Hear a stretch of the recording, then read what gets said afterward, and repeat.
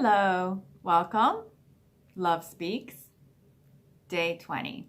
I have a poem for you written by Lynette, and I found her poem on hellopoetry.com. The last couple of days, I was speaking about true beauty, soul beauty, and she wrote a beautiful poem describing this perfectly. I love it. Who you are. You are not your name, nor your weight or your height. Your age can't hold you back. You cannot be defined.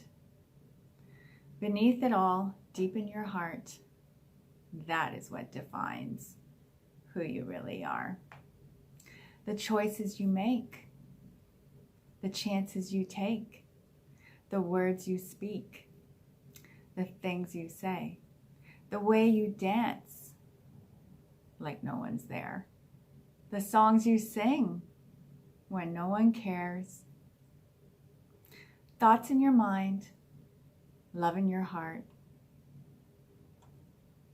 the sparkle in your eye, and the way you laugh, the tears you cry when no one knows, the sadness you feel when you're all alone, the mistakes you've made, the lessons you've learned, the stories you've read, and what you've written, the dimples in your cheeks, the freckles on your nose, the way you always blush while smiling at the ground, the adventures you've had,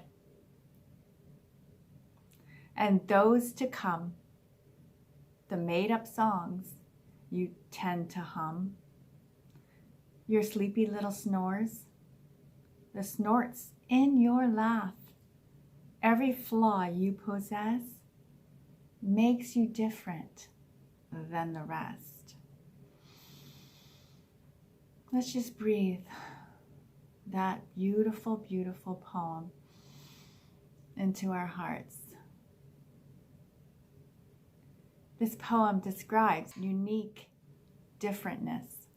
So I want to talk to you today about the one thing that can really deter us from expressing our true creative self. And that would be comparing and judgment. So I took a poetry class today with local author Vanessa Shields, and she had us doing a writing exercise that I want to share with you because I think it could be very helpful in helping us to stay true to ourselves and letting the channel stay open so that we can be creative, so that we can dance when we want to dance, sing when we want to sing, and let ourselves be authentically us without the censor, without the critic, which is inside of us, stopping us from having our fun. Because in the end, each moment of this life is for us to find our true self, our true inner joy, and express that by having the kind of fun we want to have in creating a life that we want to live and expressing our unique self in the way that brings us the most fulfillment, satisfaction.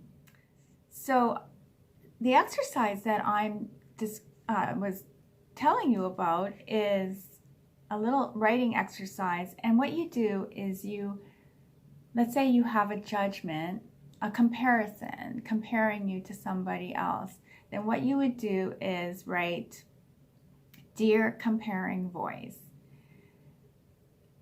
And what I wrote was, "Welcome, welcome. What is your message for me today?" Oh, I see. You want me to measure up so that I can receive the esteem that I need. That does make logical sense, and I get it, except it doesn't quite pan out. So I'm thankful for your caring input and caring intention.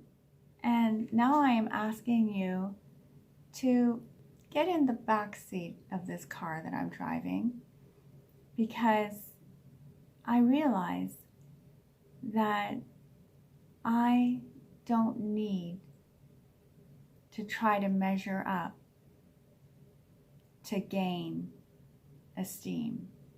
I realize that my worth is priceless already. And so I'm being fed by an inner stream of worthiness and knowing my value. And I can express from that place. So, dear comparing voice, backseat for you, I'm at the driver's wheel, and forward I go, expressing my true self.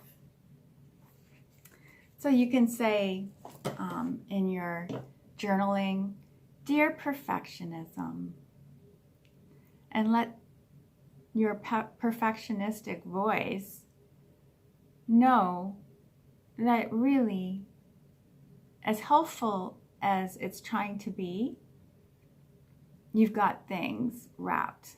You know, you've got this all wrapped up, and you know what to do, and you don't need your perfectionistic voice anymore.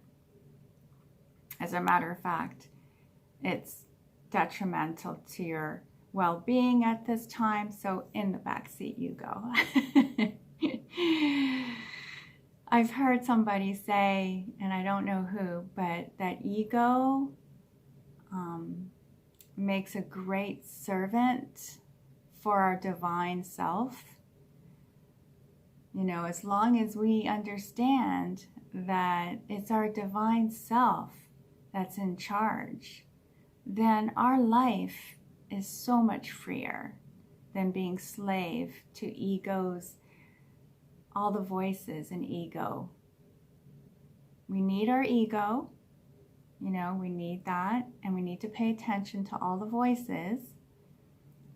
And a good way to pay attention is to write a letter or just journal out your response to what these voices are saying, what their intention is, and to let go of the judgment and move into non-judgment. So my call to action for each of you today is, what can you do today for yourself when a judgmental thought arises? Can you talk to it? Can you listen to it? Spend some time having a conversation? Ciao for now. See you tomorrow. Mwah.